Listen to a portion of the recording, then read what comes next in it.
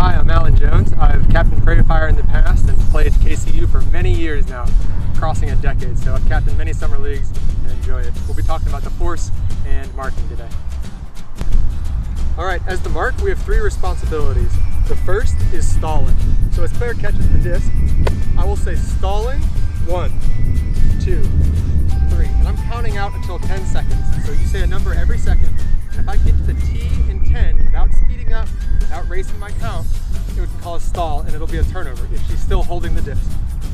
The second responsibility is to, and this sounds a little different, stay out of Claire's way. I'm not allowed to prevent her from moving. I cannot touch her while she's throwing. I need to give her space to pivot, and I need to give her, she needs to be able to go wherever she needs to go. Any contact with an arm, a leg, or even like if she bumps your head while she's throwing, that's gonna be a foul on the mark, okay? So you need to stand still and let her move. The third responsibility is defensively. We need to take away as much of the field as possible, but we don't want to let any throws go off that direction or that direction, depending on the force, right? So to do that, we'll talk about the 3 different forces we can have. All right, so to talk about, there's 3 different forces: a home, a flat, and an away. In a home force, we would force towards our stuff. Right now, we're forcing away. You can see our stuff is by that sideline, and Claire is attacking that end zone. So we're gonna force away from our stuff. I want Claire to throw that way. So there's 4 principles we can talk about to do that. The hard principles, hard defense. First is our hands. We want our hands wide. A lot of players will come up and do this, but naturally players throw from their hip, right? They step out, they throw there, they throw there. So that's where we want to put our hands. We want our hands in the right place for hard defense, okay? Second is the angle. If I stand in front of Claire, I'm blocking throws straight downfield that she could throw wide. If I stand over here, I'm actually holding the force and forcing her to throw away from our stuff, okay? This is also called a backhand force because a right-handed player can openly throw a backhand, but she cannot throw a flick very easily because I'm standing in the way. Now let's talk about forcing flick. This force is much more common when playing because a lot of throwers, right-handed throwers, have a weaker flick, so we want them to throw a flick to that half of the field. So again, our hands are going to be wide. It's hard defense. My hands will be wide. My angle will be shifted to this side of the field to force home towards our stuff or force Claire to throw a flick. And then lastly, we want to react. And this is kind of where we can change things up. We want to respond to what Claire's doing. If she steps out a little bit, I can step with her. If she steps to a backhand, I can step with her. So I'm responding to her throwing, all right? One other adjustment you'll hear a lot is left hand low, right hand high. And this falls under the response letter, because a lot of times you'll start like this, but you'll find out that they like to throw low here, and maybe their backhand they throw high here. So your mark might change from this to this, and it all depends on what Claire's doing. I need to respond to what her favorite throws are, and I need to try and take those away. All right, so we've talked about a home force, we've talked about an away force. Those are the most common. If the other team starts throwing the disc deep a lot and they're having these big open throws that they can generate a lot of power, your captain might say, we need to go flat. We need to mark them flat so we take away those downfield throws.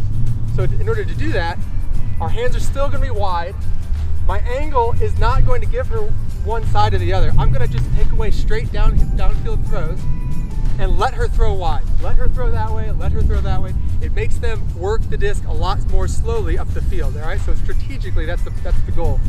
And the last thing, so we've talked about our hands wide. We've talked about our angle here, it's called flat. And response is still, I don't want Claire to wind up. I still need to be following her throws, following her fakes, and staying with her.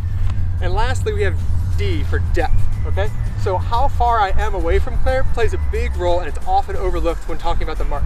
If I'm really close to Claire, I'm risking fouling her and giving her a free throw. We don't want to do that. So I need to give her at least that yard, right? Give her some space to move around. If I'm close, she can throw under my arms pretty easily because I can't react. So I might be giving up some kind of sneaky throws. This is the trick. If I take a step off of Claire, it makes it very hard for her to throw downfield behind me because I've got an extra second before the disc gets to me to block that throw.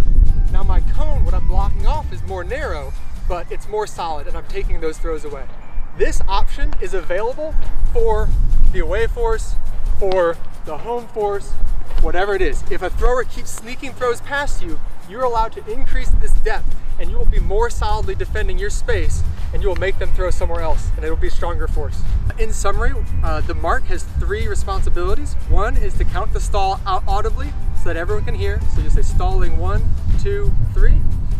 The second is giving the thrower space. Any contact with a limb, with an arm, a leg, is going to be a foul on the mark, and we want to stay out of their way. We want to block the throw, not the thrower. And third, we want to uphold those hard principles, that hard defense. H stands for hands, so you want your hands wide, not high. Angle, so you want to hold that force, whether you're forcing home or away or backhand. That's really important. Your downfield defenders actually reflect that, so everyone on the team needs to be on the same page. 3 is response, so we need to make sure that we're responding to the thrower throughout the game. If we find out they have a favorite throw, we want to change our defense to take away that favorite throw. Okay, don't let them run the same offense twice. And then 4 is depth. Adjusting how far you are away from a mark or from a thrower will give you a narrower field that you're defending, but it will be more solid. All right. So if they're sneaking a pass, take a step off, give them more space, but you will defend a better area that way. So this one will focus on hands wide and following Claire.